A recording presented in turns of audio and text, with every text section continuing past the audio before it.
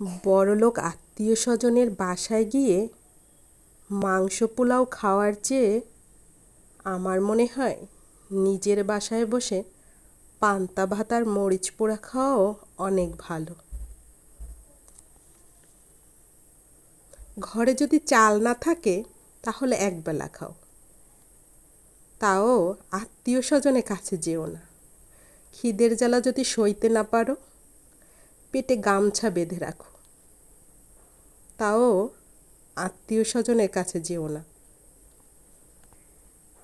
কারণ তোমার অভাবের সময়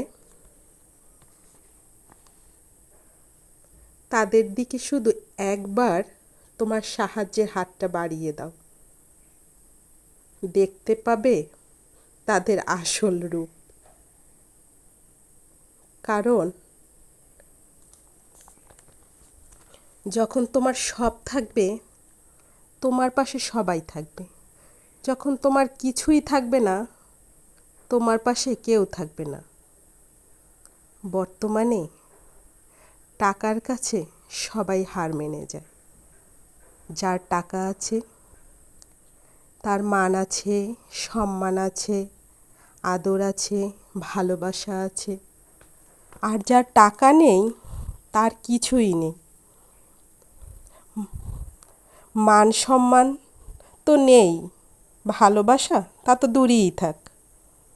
তাই কারো কাছে হাত পাতার চেয়ে নিজের যা আছে, যেইটুকু আছে সেইটুকু নিয়েই খুশি থাকা আমার মনে হয় অনেক ভালো।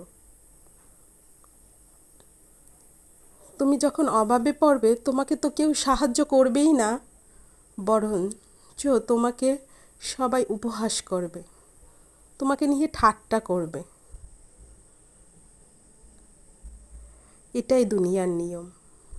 তাই যার যা আছে, যেমন আছে